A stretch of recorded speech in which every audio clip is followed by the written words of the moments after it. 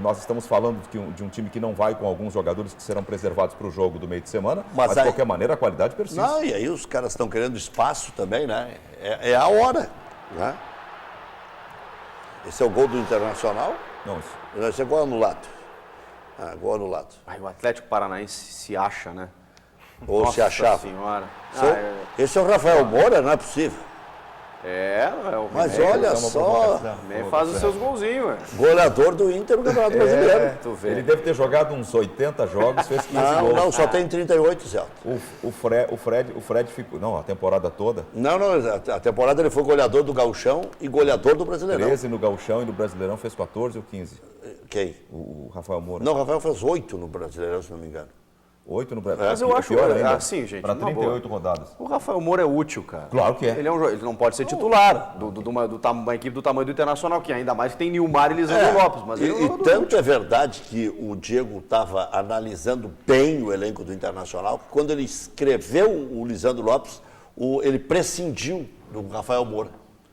Ele passou a escalar o Lisandro Lopes como segunda alternativa. Mas ele não cortou da lista, né? Não, porque são 30. Não, o Internacional tem 36 no total. e outra. Daqui a pouco tem lesão, o Nilmar é um jogador frágil. Ele cortou o Bruno Gomes. Eles estavam falando mais do jovem. Bruno sendo preparado para ser lançado e ele não lançou Mas o Bruno Zé, poderia jogar contra mas é que eu até joga o concordo Rafael. com isso, cara. Mas o Bruno não foi lançado, mas ele lançou outros tantos. Não, o handicap é favorável. Não, é o que estou dizendo em relação ao Rafael, o Rec tem razão. A avaliação é positiva por parte do Diego.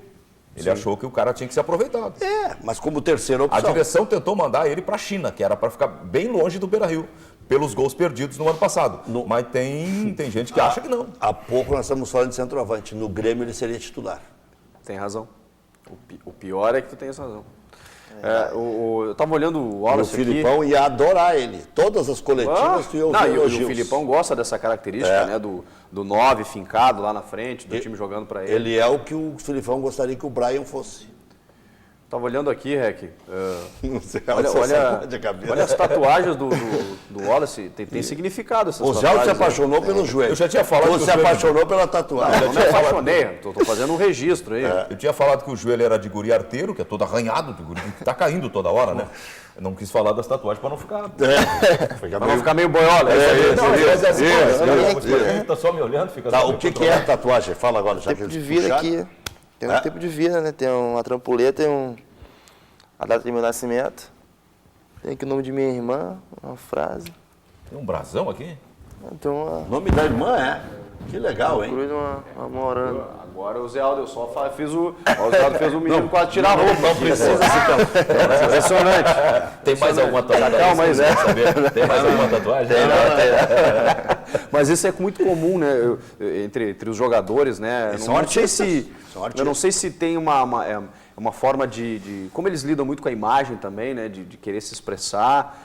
Mas o que a gente está vendo agora, né? Eles estão cobrindo o corpo, né? O Dudu que jogava aqui, tinha até o pulso aqui, coberto de a tatuagem do Zé Roberto do Hulk. Agora, que nome original tem a tua irmã? É Blessed? O quê? Não.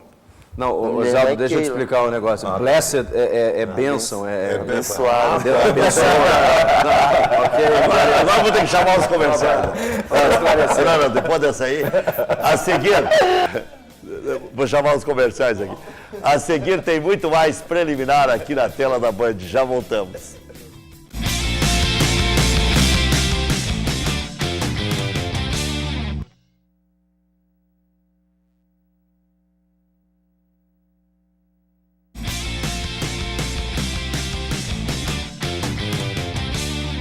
Estamos de volta com preliminar a imagem do futebol aqui na tela da Band. Conosco no programa Wallace, volante do Grêmio. Sonho em jogar na Europa, narrador José Aldo Pinheiro, da Rádio Bandeirantes AM 640 e Chico Garcia, da nossa Rádio Band AM 640 e TV Bandeirantes. Voltamos para projetar aí de novo a situação do Grêmio no Campeonato Brasileiro, recuperar as informações do Filipão ontem, e acho que aí pode ser o ponto de partida desse bloco.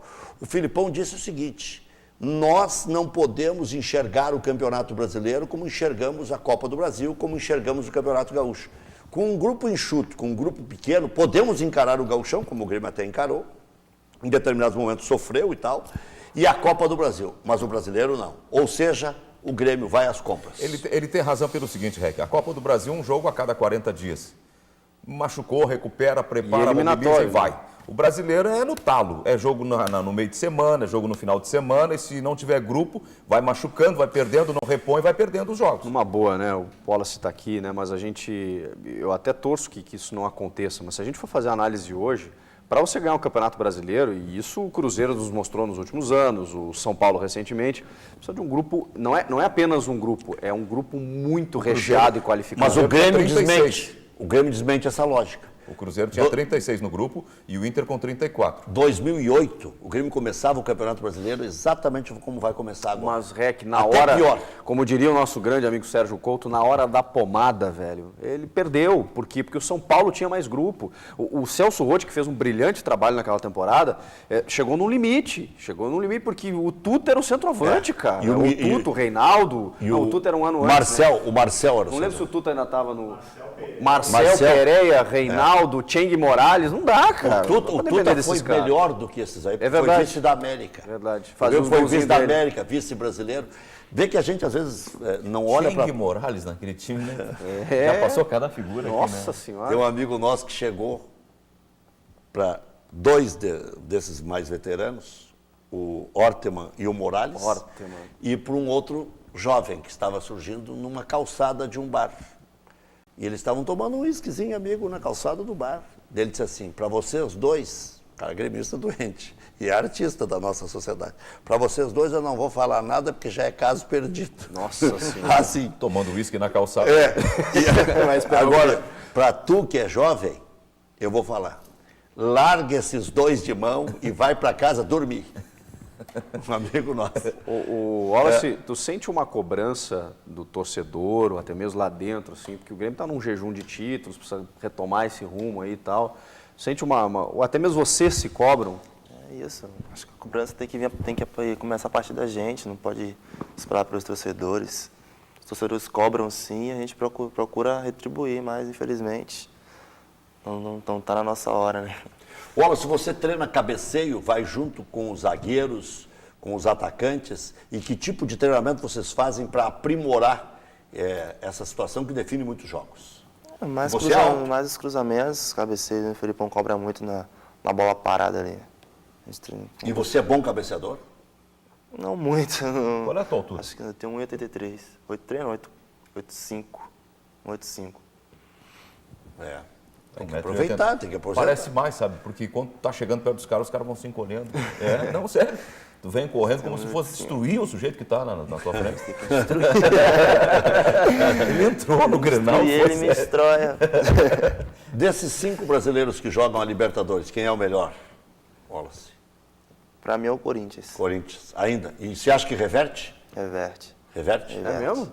Eu também acho que reverte. Acho que reverte. Eu também acho, mas é difícil. É que se tomar um gol, acabou, né? Mas eu acho que não vai tomar. O Tite sabe armar o time fechado e vai matar com o Paulo Guerreiro. É agora ou nunca, né? É agora ou nunca. Mas aí adquire uma situação bem interessante. Isso é como uma carreira de cavalo. Tu vai fotografando e as posições vão se alterando. Neste momento, São Paulo e Inter, dentro dessa ideia da perspectiva das fotografias, estão com umas cabecinhas passando pelo Corinthians. Eu não acredito no Cruzeiro, acho que o Cruzeiro depende demais do De Arrascaeta. É um time que se tornou lento, previsível, concentra toda a sua criação num único jogador. Você não acredita em São Damião? Ele quer começar uma outra discussão, que é a nossa discussão. Não, mas eu estou dizendo que daqui a pouco... Da Rádio Bandeirantes. Desabrocha. Não, até o Damião tá bem lá, é bom jogador, tá mas o Cruzeiro enfraqueceu demais, né? E aí, perdeu os 2 principais jogadores, nenhum time resiste a isso, né? Não, perdeu todo mundo, ele desfez o time. Ele saiu o Marcelo Moreno, saiu o Borges, saiu o Ricardo Goulart, saiu o Everton Ribeiro, o Dedé tá machucado, o Júlio Batista, o Tinga, todo mundo. Ricardo Goulart, que jogava enormidade. Everton Ribeiro. Então, saiu meio time, né? Não tem como... existe uma sequência que a gente acompanha de alguns clubes, eles mantendo a base, você consegue ter uma sequência de títulos. Agora, quando há o desmanche, e invariavelmente acontece isso, aconteceu com o Inter, aconteceu com o Grêmio, aconteceu com o Corinthians, quando há o desmanche não tem como manter. Precisa um prazo para retomada. O Salzano está me lembrando aqui que em Minas, o Cruzeiro é tido como freguês do São Paulo. Sempre que chega na hora H, dá São Paulo. Mas o São Paulo é copeiro demais, né, cara? O São Paulo... já caiu para o Inter 2 vezes, né? Mas o São Paulo ainda assim é tricampeão do mundo, é o maior campeão de títulos internacionais aqui do nosso futebol brasileiro. E está dando a volta na temporada, hein? Estava mal na fase de classificação e agora, em relação ao Corinthians, né? E o Inter ainda segue como o principal time o São Paulo é uma potência econômica. Todos os jogadores gostam de jogar porque o São Paulo tem uma estrutura de clube europeu. Clube do Brasil. Tanto que agora, quando foi publicada essa medida provisória, que dava direito à renegociação de dívidas dos clubes, o presidente de São Paulo falou assim, isso aí é prêmio aos maus pagadores. O São Paulo paga todos os seus impostos em dia. E ele vai se incomodar, porque ele não tem interesse nenhum nesse negócio aí. Por quê? E por que nós, que pagamos em dia, não temos nenhum benefício? Mas o São Paulo andou numa ronha assim. Ele deve para banco, ele disse, então. Mas ele não deve para o governo. Ele paga o seu imposto de renda, dos contratos, ele paga o INSS, aliás, o fundo de garantia, essas coisas, ele não deve nada. O Corinthians está numa encrencada, ou passa na Libertadores ou vai sofrer. Está devendo uma vela para cada santo e para Nossa Senhora um pacote. E não definiu ainda a renovação do Guerreiro, né? Não. O Guerreiro pede um caminhão de dinheiro, né? Wallace, o que te serve no Campeonato Brasileiro? Uma vaga para Libertadores ou vocês pensam em título? Acho que uma vaga, vamos pensar primeiro, procurar uma vaga na Libertadores e um título, se for possível, né? Mais para frente a gente pensa nisso. Que você consiga realizar todos os seus sonhos, você é um cara muito simpático, né? Valeu. Os baianos são assim. São. Gente boa. Não, mas o baiano geralmente é um cara extrovertido, alegre e tal. O Wallace é um cara centrado, né? Sério e tal. Isso não é nenhum demérito, é virtude até. Tu ver. É tu que tá dizendo, Brasil. Se botar uma musiquinha. Não, mas aí tá certo. Que dizem que baiano não nasce, estreia, né? Tá certo, tem que saber se portar em cada lugar de uma maneira diferente. Verdade. E essa parada de dar entrevista já acostumou ou ainda é tímido e tal? Tô tranquilo já. Música baiana, dança? Não, fico tranquilo, só olhando. Qual é o baiano que tu curte mais da música? Léo Santana. Léo Santana. O Zé Aldo nem sabe o que é isso. Só perguntou por perguntar. Quem é o Léo Santana? Deu para nós aqui. Valeu, obrigado, Wallace. Obrigado, Zé Aldo. Parangolé, sabe o que é Parangolé? Narra o que no fim de semana? Estaremos amanhã transmitindo o jogo do Grêmio. Depois eu te mostro o Parangolé. Sábado que vem tem mais 11 da manhã. Até lá.